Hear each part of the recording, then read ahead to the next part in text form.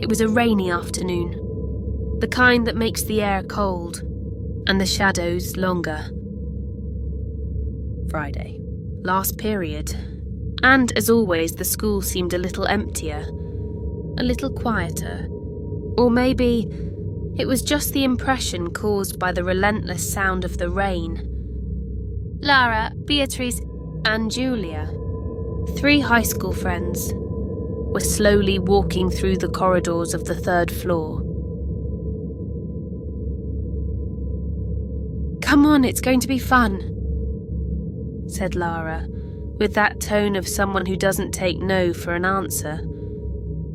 Beatrice looked around, suspicious. "But in the 3rd floor bathroom?" "You know the story." Lara smiled provocatively. "The story about a girl disappearing after summoning Bloody Mary?" "Seriously, Beatrice? That's kids' stuff." Beatrice crossed her arms, looking away, but said nothing. Julia walked a bit behind, quieter, her eyes fixed on the windows, where the rain slid down slowly like tears. They said that years ago. A student had performed the ritual, and was never seen again. Since then, no one had the courage to enter that bathroom, especially on stormy days. Julia broke the silence, her voice hesitant. "Guys, seriously, do we really have to do this? Can't we just, I don't know, stay in the cafeteria?" Lara turned around, challenging. "Oh, are you scared, Julia?" Beatrice joined in the teasing, smirking. "Oh, Julia, we haven't even started yet." And so, between provocations and nervous laughter, the 3 of them continued toward the door of the girls' bathroom, at the end of the corridor, on the 3rd floor. And they went in. The bathroom seemed even older, colder, more forgotten. Outside, the sound of the rain seemed distant, muffled, but inside, only silence, and the faint hum of a light about to burn out. The 3 stopped in front of the fogged-up mirror, where old handprints seemed to have never been wiped away, despite cleaning attempts. Lara looked at the other 2 with a slight smile. "So, who's going to start?" Beatrice rubbed her arms, chilled by the cold, and let out a nervous laugh. "Start what, Lara?" Talking to the mirror like an idiot. Lara stepped closer to the mirror, leaning in a bit, almost touching her nose to the damp surface. Isn't that how the legend works? You have to turn off the lights, look deep, and say 3 times Bloody Mary. She quickly turned to Julia with a provocative look. Are you scared?" Julia clasped her hands together, staring at the floor. "It's not fear. It's just, this is ridiculous. And, I don't know, weird." The sound of the drops broke the silence, marking each second, as if time inside there passed more slowly. Beatrice stepped back, leaning against the cold wall, and sighed. "Oh, seriously, guys, let's just do this already or leave." Lara let out a short, mocking laugh, crossing her arms. "Fine, then let's do it right." She turned around, facing Beatrice and Julia, while her other hand searched for the switch. The bathroom was submerged in shadows, a pale bluish tone coming from the cracked window, and their breathing began to grow louder. "Faster!" Lara extended her hands, calling her friends. "Come on!" "Let's hold hands. It has to be together." Beatrice hesitated for a second, but then took Lara's hand. Julia stood still, staring at the mirror, where a drop slid down slowly, as if someone on the other side was breathing against the glass. Lara called her in a whisper. "Come on, Julia." Julia took a deep breath, closed her eyes, and then held Beatrice's hand, completing the circle.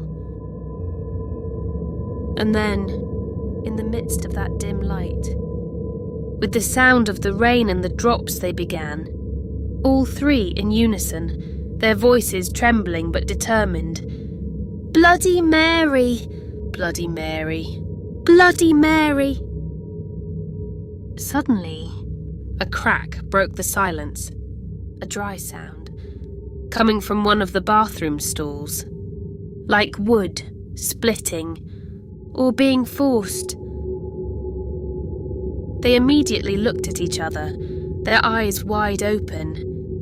Beatrice pulled her hand back, clutching her chest and letting out a trembling breath. "Oh, what was that?" Julia stepped back, looking at the closed stalls at the back, her heart racing. I don't want to do this anymore." Lara gave a half smile, trying to mask the tension now appearing on her own face. "It's probably just the old building." But deep down, none of them truly believed that. The air felt denser, colder, as if they were no longer alone there. Beatrice ran her hands up and down her arms, trying to shake off the shiver running down her spine. Let's go. That's enough, right?" Lara approached Beatrice, touching her shoulder and shaking her head. "No, we started. Now we have to finish." She turned back to face the mirror, where the streaks of water seemed to move. Slowly, as if forming shapes, or words too faint to read. Lara extended her hand to them. "Come on. Breathe. Again." Beatrice hesitated for a second, but after glancing at Julia, who remained frozen, she gave in and held her hand again. Julia took a deep breath, closed her eyes, and prepared to continue. And then once again, together, with slightly more trembling voices, they repeated, all three, "Bloody Mary, Bloody Mary, Bloody Mary." The lights began to flicker, a strange hum, vibrating in the air like an exposed wire, or something, trying to break through, to our side. Beatrice let out a nervous laugh, trying to break the mood. "See? Nothing." But Julia stood still, her face pale, her eyes locked on the mirror. Julia whispered, barely able to pronounce the words. "Let's go." "That's enough. This is getting weird." Lara turned to her with a smile that mixed challenge and denial. "Are you scared? It has to be 3 times. Beatrice forced a laugh, crossing her arms. "It has to be 3. Otherwise, it doesn't count." Julia hesitated, looked at the reflection, where the shadows seemed thicker, and for a second she had the impression of seeing something behind them, but she stayed. Lara extended her hand again. "Come on." The last one, and together, for the 3rd time, "Bloody Mary, Bloody Mary, Bloody Mary." And then, the silence, only broken by a dripping that did not come from the faucet, but from the mirror. For a moment, none of them moved. Only the sound, that dripping, but it wasn't from the sink nor the ceiling. The sound echoed, as if it came from within.